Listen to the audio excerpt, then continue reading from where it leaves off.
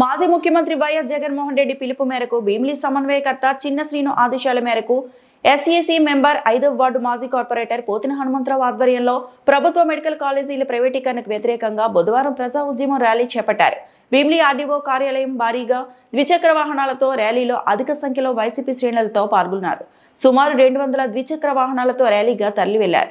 ఈ సందర్భంగా హనుమంతరావు మాట్లాడుతూ 1947 నుంచి 2022 వరకు కేవలం రాష్ట్రంలో 11 మెడికల్ కాలేజీలు మాత్రమే ఉండేవని, ముఖ్యమంత్రిగా జగన్మోహన్ రెడ్డి ఒకేసారి 17 మెడికల్ కాలేజీలు ఏర్పాటు చేయడం ఒక చరిత్రగా అభివర్ణించారు. కూటమి ప్రభుత్వం మెడికల్ కాలేజీలను పీపీపీ విధానంలో ప్రైవేటీకరణ చేస్తూ పేద మధ్యతరగతి కుటుంబాలకు డాక్టర్ చదువు, వైద్యం దూరం చేస్తుందని ఆగ్రహం వ్యక్తం చేశారు. ఈ కార్యక్రమంలో జేఏసీ రెడ్డి, జోజిబాబు, మూర్తి, శ్యామలరావు, చిరంజీవి రెడ్డి, వంకర అప్పారావు, దేవా, ఉపాధ్యక్షులు ముచ్చి రామారావు, పరదేశి, కామేష్, రిషి ప్రసాద్, రమణ, శ్రీను, శంకర్రావు, బోయి సూరిరెడ్డి, అప్పలరెడ్డి, జ్యోతిష్, చిన్నబ్బాయి, నరేష్, శ్రీను, బాబ్జీ, డేవిడ్, సుబ్బు, పార్టీ నేతలు, అభిమానులు, కార్యకర్తలు పెద్ద సంఖ్యలో పాల్గొన్నారు.